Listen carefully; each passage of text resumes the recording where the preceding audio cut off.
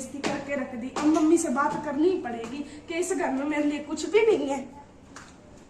ओहो कौन लागे ओहो मैं देरानी आ जी मतलब तुम क्या मम्मी आपने तो मेरी बेइज्जती करवा के रख दी मेरे ससुराल वालों के सामने। सुधर ले कोमल बेटा, ऐसे मैंने क्या कर दिया? अभी मम्मी कोई कसर नहीं है हमारा नाक कटवाने में। अरे तो अकेले क्यों आई है? जवाई साथ में क्यों नहीं लेकर आई? वो क्या आएंगे आपके जवाई, उनके सारे रिश्तेदारों के सामने तो नाक कटवा के रख दिया। अरे मुझे ऐसे समझ नहीं आई, तो किसके बारे में कैसे बात कर रही है? मम्मी आप तो ऐसे बात कर रहे हो जैसे आपको कुछ पता ही ना हो।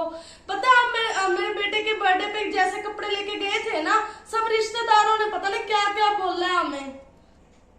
मम्मी आपने सिर्फ कपड़े ही लेके जाने थे और वो तो कम से कम ढंग के लेकर जाते हैं। मम्मी रिश्तेदार और आस पड़ोस वाले सब पता क्या कह रहे हैं कि इसके तो मायके वाले कंगाल ही हैं जो ऐसा सामान लेकर आए, ढंग का भी सामान नहीं लेकर गए आप। हम तो आपके लिए ना अच्छा सामान लेके गए हैं, हाँ सब अच्छी तरह से कराया है और फिर भी हम कंगाल के कंगाल ही हैं। रहने दो मम्मी, आपने तो सारे रिश्तेदारों के सामने बेइज्जती करवा के रख दी है। ये ड्रामा आप करना बंद कर दो। चल कोमल गुस्सा थूक दे, अगली पार्टी में ना अच्छा ही करके आवांगे। कोमल अब करे ना इससे भी अच्छा करके आएंगे और सारे ससुराल वाले सब खुश हो जाएंगे, इतना अच्छा करके आएंगे। मम्मी जैसा अब कर दिया वैसा ही आप बाद में कर दोगे। मैं तो बिना ही ठीक हूँ आपके कोई लेन देन से। तो ये आपको शर्म है?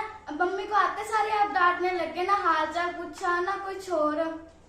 दीदी आपको सब लेने देने की पड़ी है, आपको हमारी तो पड़ी ही नहीं।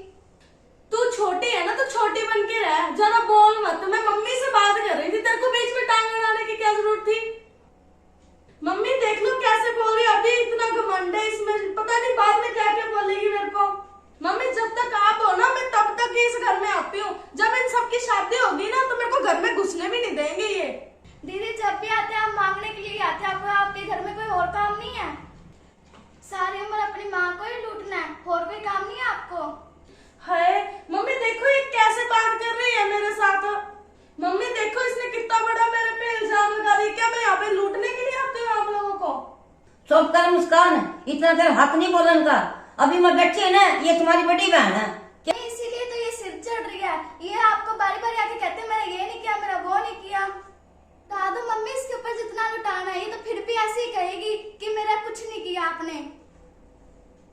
अभी तो ना हम खुद की कमाई से देते हैं इसको, तेरा क्यों पेट दुख रहा है? जब तू कमा के देगा ना तब कहना। मम्मी यही तो बात है, तभी तो ये सिर चढ़ी हुई है। इसका तो जमीन ही मरा हुआ, इसे जितना मर्जी ले लो इसका तो पेट ही नहीं भरेगा। थोड़ा बहुत हमारा भी सोच लो, हम भी तो बैठे हैं यहाँ पे। मुस्कान तू तो ऐसे बात कर रही है जैसे इस घर में मेरा कोई हक ही नहीं है। जब मैं तेरे घर पे आऊँ ना फिर तो वो ये बात बोलना मेरे को। मम्मी इसके घर में तो सब कुछ है, फिर भी इसकी हालत नहीं जाती मांगने से। मम्मी बात सुनो आप मेरी, जो पापा की जो जमीन थी ना उसे बेच के इसकी शादी की है।